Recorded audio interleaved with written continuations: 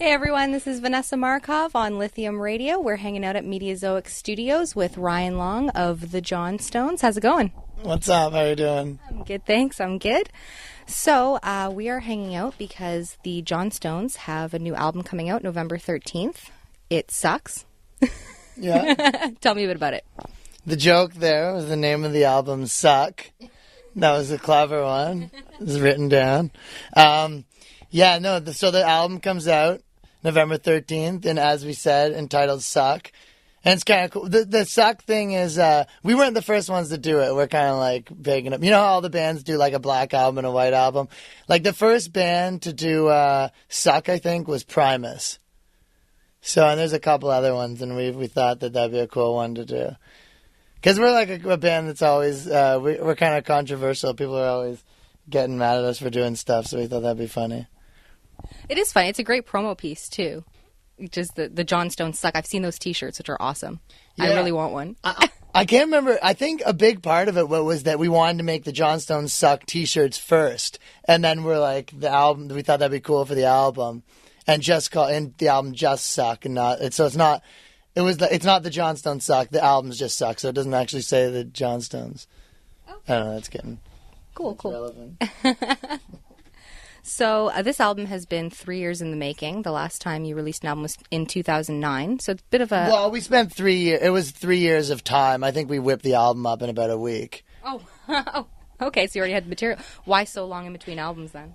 Has it been 3 years? Oh, man, I don't know. You would know better than I have. I think when you're working on a masterpiece, you're going to need 365 at least 3 times. And that's just, every day counts when you're creating the Mona Lisa. So you can't really rush it. And it's been done for 7 months.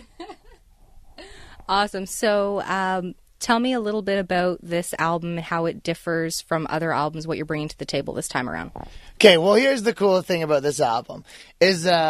and this is everything we do. Obviously, that we do all sorts of different stuff. And with the band, you kind of figure out a point where you're like, these are the things that we're the best. This is what we're sick at, and this is what we're not. So finally, this album was like all the stuff that we're good at, So we figured out, what type of songs. Oh, we got some stuff going on here. Yeah. We're like, these are the type of songs that we're making. This is the way, this is the type of singing that works. This is the type of parts that we want. This is how busy we want our horn section to be. We just kind of figured out all of the stuff that works for us. We worked with a producer we've worked with before that, and we knew like to which extent we want to take this person's ideas and which extent we want to reject things. And we're comfortable saying no to things and comfortable saying yes to things too. So we just kind of are at a point where we really know the album that we should be making. So it wasn't like we were trying to do anything weird or we had any weird like things in our head that we needed to achieve. It was just a matter of making the album that we should be making, given like these 6 dudes and what we're good at. So you're basically just a definition of all of your experience over the last, my goodness, you guys have been around for about 10 years now, haven't you? Yeah, off and on. But yeah, we've been a band since high school. I mean, we started with a different name and it's kind of most of the same guys are in the Johnstones. And then we all went to school and then we've been full-time since we finished school. So yeah, it's not about the experiences. It's just about like, we've been through this so many times. We've done songs and we know what works and we know, for example, we used to, on albums like Sex, if you look back, there's some of these songs that were great that are like almost 4 minutes long. Just a tiny little thing. But we know that this band shouldn't have any songs that are at the very most 3 minutes. So we just don't have that anymore. And it sounds like a little thing, but there's 1,000 of those little things that we just know. When we have like horn lines in the chorus, we know that they're counter melodies to the way that we sing, and that's just the way we do it. So we have gang singing in our choruses and horn lines that go counter to what's going on, as opposed to as opposed to beds, which is a lot of what we've been doing. And we've figured out what, for example, we have 2 singers. So before, it would be a lot of times it would be based on who wrote what. It would be like, oh, this guy wrote this song, so he'll sing the chorus. Now it's like, this is for sure, this is a Jarek part, or this is like, obviously this verse is going to be a Ryan part, which is a bit like, I mean, it's a lot, and it just kind of, it all just spells itself out for us now. Like when we're doing a crazy song, here's another thing. So if we're gonna do like a crazy song, we don't try to say like, okay, now we want to make all these songs, kind of fit all the things that we do. We're like, this song is going to be just this, and this song is going to be just this. So we did this one song that's like a really crazy punk song, and Renee just sings the entire thing. And you know that song? Yeah, Mr. Gilzo's Opus.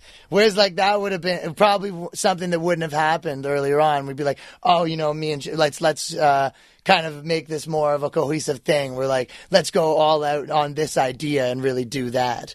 So, I mean, that's just the kind of things that we were, like, comfortable doing. It was like, you're kind of, when you're early in a band, you're afraid to do a lot of stuff. And now we're not, because you know what happens if you do it, you know what happens if you don't. We just know what we want to do. Awesome. And you guys have, you guys are total punks. You're a punk band. You are the modern punks of the GTA. When people think about it, you kind of encompass the definition, which is a good thing. You got a lot of people who just idolize you guys in your live show. But I think one thing that a lot of people don't realize is how much work is involved. And you can tell just by the way you're talking right now is how you've learned so much over the years. You're honing your skills and your experiences. Yeah, but I don't want to make it sound like we're thinking it through so much. I think it's almost the opposite. It just is, That's the difference. I think it's not that like we have this formula we've developed and we put everything through. It's just, you kind of know, same with anything we do. You do it enough times, we just know. So it's not like we have to sit there and think like, okay, let's think about it. Maybe Jarek will sing this, maybe all. It's like, we just kind of know. It's like almost an unwritten rule. And same with on stage now. And like, because we've been doing all this other stuff and we've lived different places and been busy with stuff, we come back and it's like, we get together and everyone knows like what they should be doing in the band and everyone knows their role and like so it's all just like second nature. And that was what the songwriting and making songs was. It wasn't arguing. I mean, obviously a little bit, but it just wasn't like, we kind of already knew. So there wasn't this like overthinking of everything. And that's why, because we kind of just have it figured out what we want to do. And if everyone's on the same page and everyone gets it, then you don't have to like have these huge conversations I've been in rooms with other bands and written with other people and you have these like lame conversations where it's like, well, if we had, after this, then you need this part. And like, that's the way that song structure is. And we just don't have these conversations. It just happens. Awesome. That's actually really amazing to me because especially listening to the new album, it's so polished and the sounds are just, you have so many anthem-like choruses and ideas that they seem so natural, but at the same time, it's so polished that it seems like there's a lot of thought put into them. But I guess being natural, that's the magic behind it. And having, I guess, this is your 5th album out now. I guess it depends on the song because there is a few songs that did actually go through a couple different versions, and we thought about it more. But yeah, it's like, I think the thing is like for a band like us, if we have a big, huge chorus, it's not like, and then, so we have these big, you have a big chorus and then we don't care about ruining it. I think that's the kind of trick with us, not being afraid to like say, everyone's always talking about radio and this and that. But like, we're not afraid to take like a big chorus and then ruin it with something that isn't, that people aren't going to like and do, I say ruin it, but do something like, okay, take a song like on the album was Bottom of the Ocean. That song, like for example, that song could have went a million different ways, and the fact that we put these kind of like crazy verses and made it about what it was, it just we weren't trying to like overthink it. We just went out there and made a song because we don't like whatever. Who cares? The first time I listened to that song, I was at work. Yeah, that song's dope, right? So just so everybody knows, not safe for work because in the middle of a song, somebody has an orgasm. Yeah, well, that's a funny thing you say that because the version you have, and you must know this stuff, but we had to release a new album, and that's why it took so long to come out. Do you know about that? No. So this is the first time you're hearing about this? Yeah.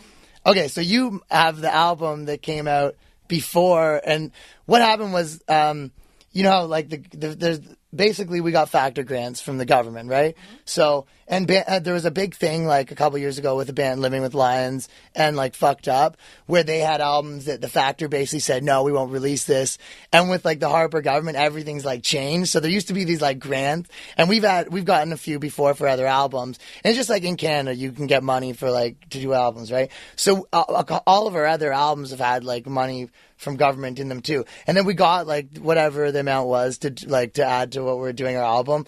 And then, but things are like all different now. So, but we didn't know. So we released this album and stuff like that. Some of the lyrics were like, what was some of Renee's, like, I just watched the porno, this bitch licked ass cum, and like shit like that, right? Like ridiculous stuff. And the whole song you're talking was all the blowjobs and everything. And then we had just crazy stuff in there. And then when we finally sent it to them, they were like, no way. Like, you can't release this with our money. So we're like, what? We didn't even know that was like a thing that could happen. So we're like, oh man. It was just the worst like thing ever. And then the best is like most of these people are like middle-aged like women and men. So you have these 60-year-old women, so in some cases, sending like written, you know, emails like what lyrics they don't like. I don't like when you say like lick ass cum in this spot. So we had to actually for us to really, and this is the point where we had spent the money. The album had a release date, which we had to push back. So some of the songs we actually had to take a song off. We had to take 2 songs off. We had to go back and re-record new lyrics. Like for one song, and we were just like, whatever, we'll do it. We just didn't give a shit. So like some of the stuff was like, I can swear, right? It was like one of the lyrics that starts in Wander. The song starts off, it's like, and Jesus Christ was a bastard. And we changed it to Peter Rice was a Batman. And one was like, and God jerks off to porn. We changed my dad went to the store. Like we just didn't give a shit, right? So, and there was actually one lyric, this was the worst one. There was one lyric that goes, living large on factors dough. So it's like straight up, like, and the thing is, it's a joke, but when you're just reading on a paper, like, and Renee's, they had the biggest problem with Renee's lyrics that were like, he's the guy who raps in the band. And he has a couple songs, but and what's your problem, man? He's like, my epidermis is white, but my dick's black, and like stuff like that. And he's like, you know, he has a whole big section where he's like, I'm gonna smash your face in and all this stuff, right? Like gangster shit. But it's like funny because he's this little guy, right? But when you read that on paper, it's like, wow, this is like some vulgar like shit. Like I'm gonna beat up a woman. Like it just seems so like aggressive, but really it's like he's supposed to be funny. So they read these things and they were just like, no way is any of this. So yeah, the living large on factors though, we changed to just like like just to fuck them, you know. But I mean, it's super cool that they give the money and everything, but it just kind of fucked us because if we had known that before, it wasn't like we're like lick ass cum is the lyric that had to, it was just, we were being funny, but it's not like we were so set on that. We're like, we could do whatever. It didn't matter.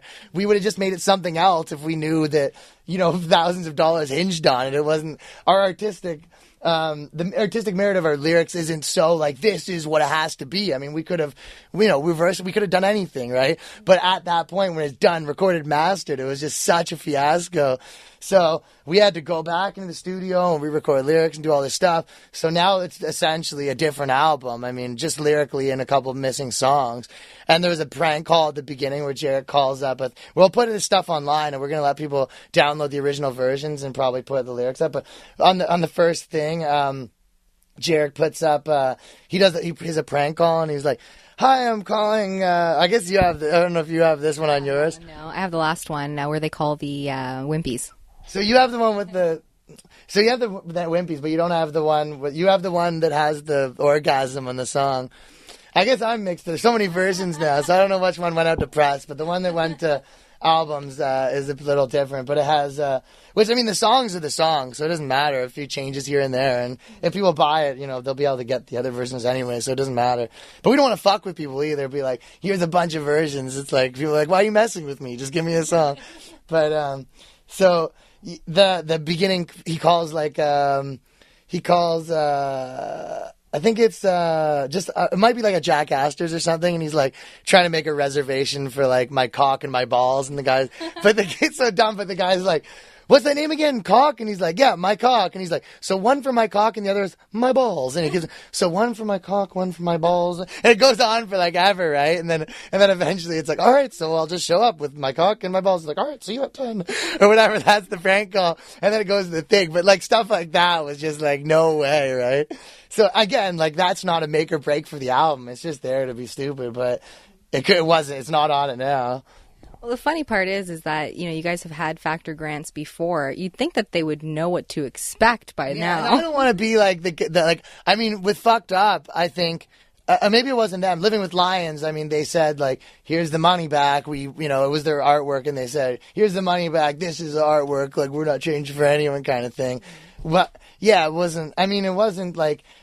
like I said, it wasn't such a big deal for us, but if it would have been like, here's your money, by the way, it's like way different now. You gotta follow these rules or whatever. Cause I mean, we didn't even know that could happen until it happened. And we were like, this was the last stage, like finally the album's done here. And then we get this email back. It was just like a nightmare. But yeah, we don't, like, whatever. It's cool we got the money, so I don't want to be like the poster child for like going against them or anything. But yeah, it was just a shitty situation. That actually reminds me now, you guys released a video quite a while ago. So it makes sense now that the album was due to be released. It was Live Forever. When was that released? It was like in the wintertime, wasn't it? Yeah, that was one that some of the lyrics on the new ones changed too. But yeah, well, because it's been like, whatever amount of time that you said it was, we've released some videos in the meantime. Like What's Your Problem, Man came out, Live Forever came out, Let's Get Fucked Up came out.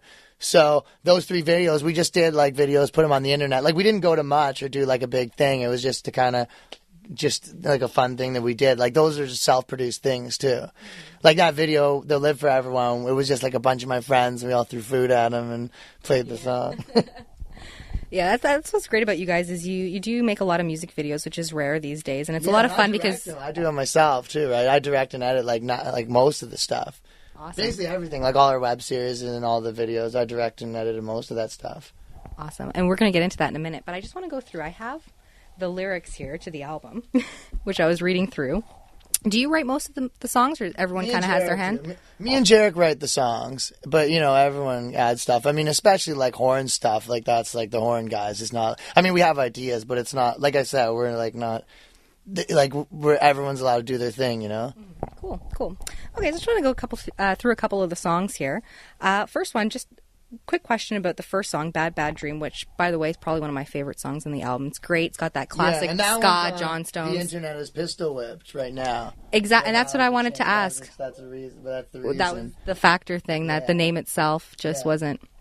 Okay, cool. Well, that's it for that question. We've already been there. We're too badass. That's the reason. Yeah. We got censored because we're too badass.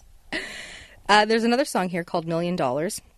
Every song on the album is great, but this is also a fantastic cool song. Album. I think people are gonna like it. It's cool. It's a lot of fun. Having my hands on it now for quite a few weeks, I'm just itching because nobody else has it yet. And I'm like, I can't wait till you guys hear this album. I'm telling you, with the Johnstones, like, it sounds like kind of whack, like saying this because it's my band, but I like I said, I'll leave for like 3 months, like when I was living in LA and stuff, and I come back.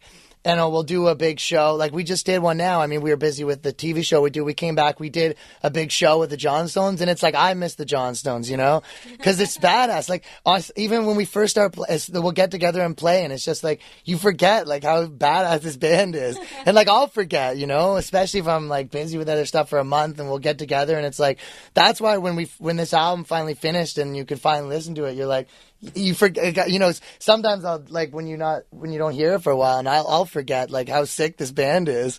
And I know it sounds so whack, but it is. It's cool, and the album's cool. And when we play live, it's badass, and that's why it's, like, when we get up and do it, it's like, I miss it, Yeah. Oh, that's why we gotta do another album, because we miss the Johnstones. Your live show is absolutely, it's something you'll never forget. And it's one of the, I was a casual fan. And then I went to go see your sold-out show at the Opera House. I think it was a year or 2 years ago. Yeah. And that was probably... I'll never forget the show. It was probably one of the best shows I've ever seen, period. You guys live are just phenomenal. And I also saw you guys at the Phoenix when you opened for the Planet Smashers. Yeah, we just did a show with Planet Smashers at Club Soda on Saturday in Montreal. Awesome. Yeah, it was dope. And you know what's crazy about it is the Planet Smashers hadn't been to Toronto in a long time when they came back, and there was a lot of people there for them. And nothing against the Planet Smashers because they're great, but you guys killed it that night. You totally stole the show, and a lot of people were saying that afterwards. Well, I mean, that's a different thing. I wouldn't say like you can't compare the bands like that, you know, because we're not to say. Like, they're a lot older and they've been around for, I mean, it's kind of like legends, you know, in a certain way. So, you know, there's like, when you're watching a band like that, there's a lot of nostalgia, like, involved, and they've done so much cool shit. It's like, some people, that's their number one band, you know, it doesn't matter. Like, if I go see Rancid, who's like one of my favorite bands of all time, and they have this, you know, band that's like, I mean, that was a co-headline, so I don't think we were opening, but like, say I go see Rancid, and there's this new crazy band that's like, you know, has a ton of fans that just puts on the craziest show and just destroys Rancid. It doesn't matter to me, you know, Rancid still comes on and they're still Rancid. So it's one of those things, like, it's just a dumb thing to compare, like, you know, a band like us to a band like Planet Smashers live show. I mean, because they are what they are and they have fans and they've done their thing and tons of people love them, and I'm one of those people that love it. So yeah, we have like a super crazy live show, but, you know, it's just a weird thing to like compare, you know? Yeah, absolutely.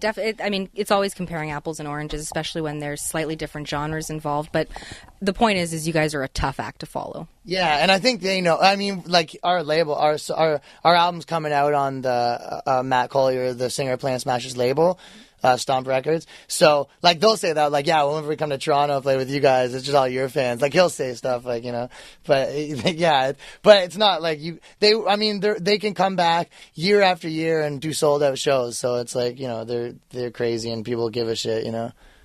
Awesome. I mean, they're a dance band, you know. You go to dance, it's not like it's not like they're doing a different show now than they were before. They're not like old now. It's like, that's just the Planet Smashers, you know. You don't expect to go see the Planet Smashers and have them like do the Johnstones shit. That's a good way of putting it. Definitely. Back to the album. Wanted to touch on a couple more. You have one song here called $1 Million, and theme-wise... What's your favorite song? My favorite song? You know, that's a good question. Probably San Diego. Oh, that's cool. Yeah, that's the first video. Is it? Yeah. Okay, I haven't seen it yet. I'm definitely going to check it out. Yeah, but that's the first single. Yeah. I really like, it has a classic feel to it, and it's funny because you wouldn't expect it from a band like you guys to just have, it's got like a 60s feel to it almost. Yeah. Well, that song was like kind of that, like, chorus was kind of like a goofy thing that I'd written years ago. And then it was almost like we'd been avoiding putting it on albums and like recording sessions because we thought it was almost too stupid. And then it just wasn't. I don't know. We did it and it just worked. Too funny. Stupid? Really? I don't know what. Yeah, I don't know. It was just one of those things where it was like, for whatever reason, it always got passed up on just because, and it was always like in the batch of stuff we were going to work on. But then when we finally did it and it was started playing it, it was like, yeah, this is cool.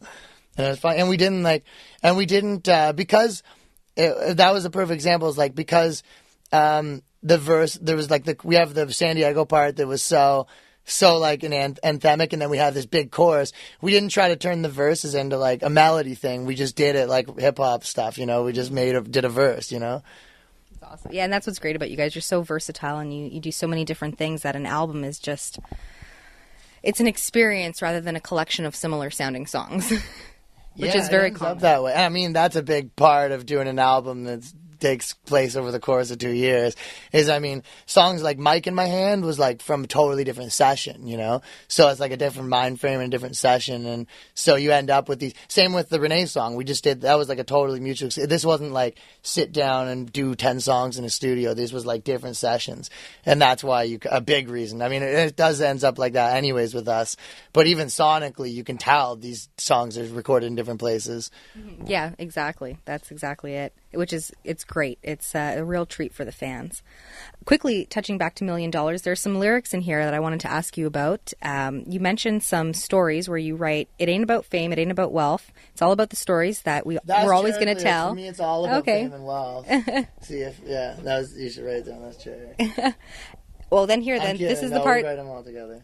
This is the part that I wanted to ask about. Like the times in London when we took it too far, those nights in vans zooming around the park. Okay, so, yeah, I was wondering if anyone would see that. So, Nights in London when we took it too far, that's London, England. Mm-hmm. is what he's talking about. Is that the same story from Get On Board where you had like mafia people after you? So I think that's what he was talking about. That's a Jarek verse, I think. So verses is usually right or wrong. But yeah, that's a Jarek verse. And Van, I think he's talking about one time in Vancouver. Well, I know for a fact he's talking about one time in Vancouver doing a lot of mushrooms.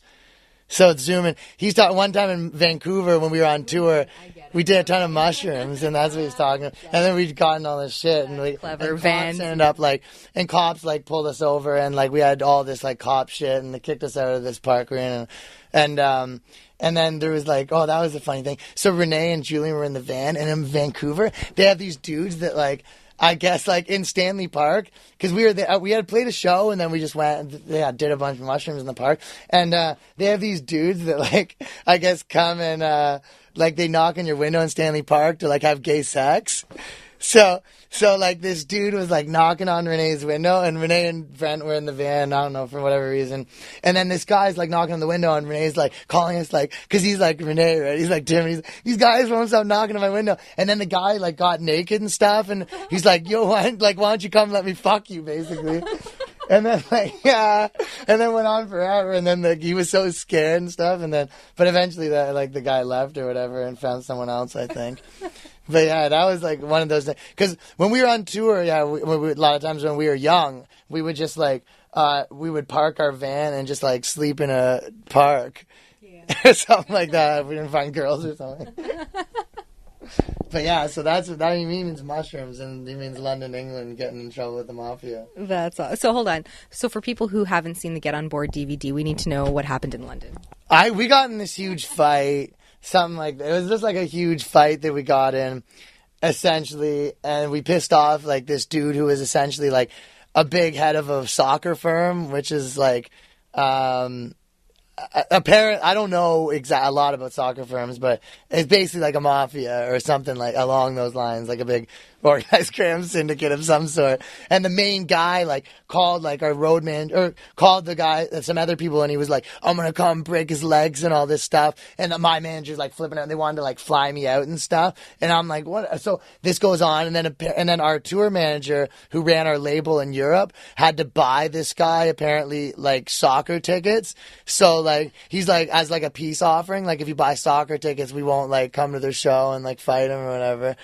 So yeah, he bought him these soccer tickets. I know, apparently. And then so once he bought him the soccer tickets, they said we could finish our tour without them bothering us or something. That's amazing. Definitely one of the best tour stories I've ever heard. There's videos of us in Europe. This is at the prime of of being ridiculous. We now it's not as bad, but that was the prime of if we have this video and it's just literally 5 minutes of us fighting. We're in the bars rolling around on the ground, and then we had to take our stuff in the van, and we had this big thing, and we wrecked all our gear, and it was just there's a video online of that. It was just every night it was just how much trouble can we cause. And how did you guys get banned from Disneyland? Yeah, I think I've been doing a lot of press for the album and my show and stuff, and everyone's still no matter what, everyone still always asks about that. But Disneyland wasn't the crazy story. What happened was we were there for we went there, we were on tour, and then we went to the NAMM conference, and we went to some show or something in Disney World, and then we were all just partying, and we started breaking shit, we're 16-year-olds kicking over mailboxes, and then we smashed windows and stuff just because we're idiots. And then cops found us. But we ran from the cops, so we hopped a fence and then got caught from the cops, and then they all put us on the ground, and they handcuffed us for ever, and we were there for 3 hours, and then there was all this stuff went on, and they interviewed us all individually and tried to get us to turn over on the other guys and all this stuff. And then so after this went on for 4 hours, then the official ruling was we got banned from the park for life, and they took our pictures and stuff like that. So it was we didn't get criminally charged, but your picture is up. Yeah, and I actually just did Rudy Blair the other day. He was saying we were talking about this. I don't know if I don't know if I went there now it would be a big deal. It was years ago, but at the time we were officially on the thing. We had a bunch we had some hotels like that. I've had more than once where they took my picture and put it up, nailed it in as this guy can't come. That's a thing that happens. You don't think so? That's a real thing that people do.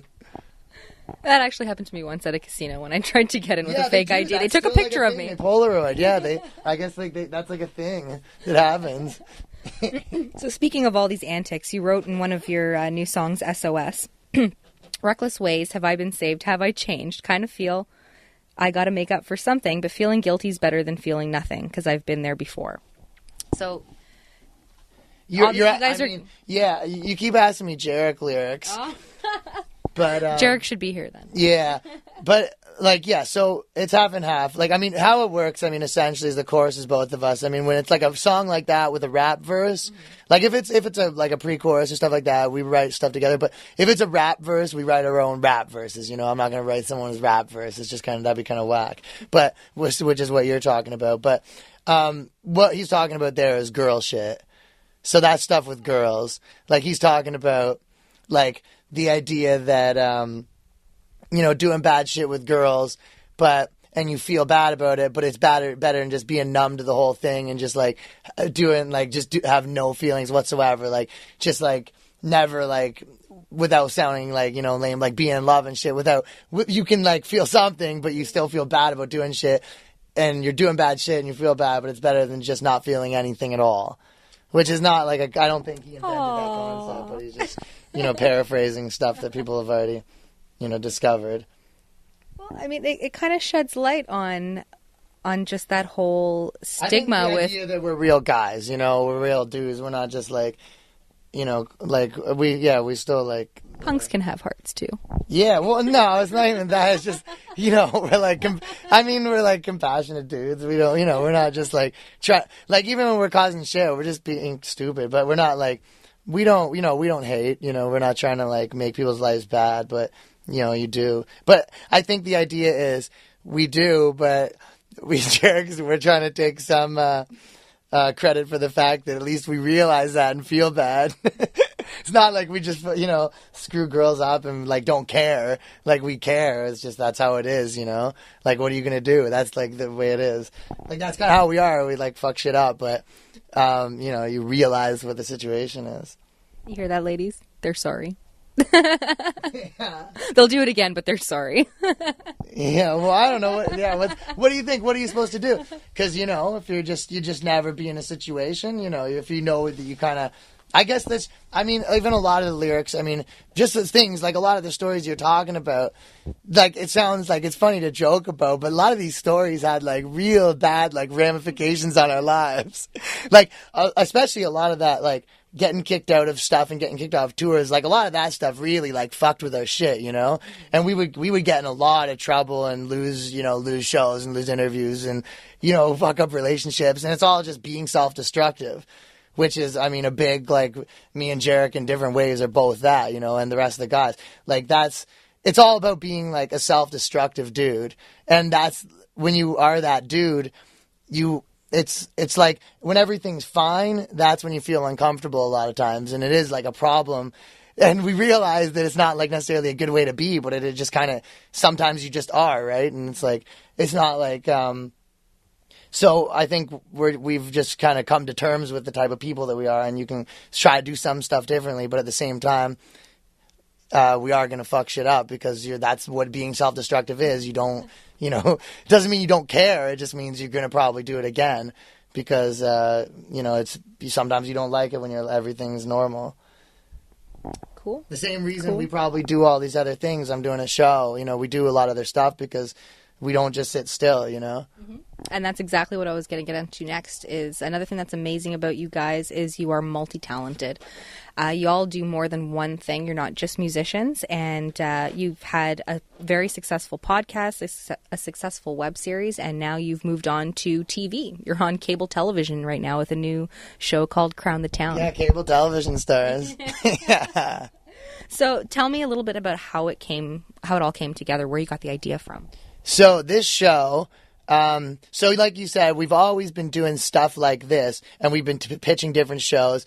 We've got a whole gang, with our film stuff. We've got a gang of like 10 of us that we do shit. Like we make music videos and we film, like we've done short films, and the other guys in our gang just filmed a movie that me and Jarek star in this summer called The Film Students. So there's a lot of us, and we all have this big space downtown, and we're just guys, and we're all just doing stuff. You know, everyone's like working and making stuff happen. So we got like a badass crew.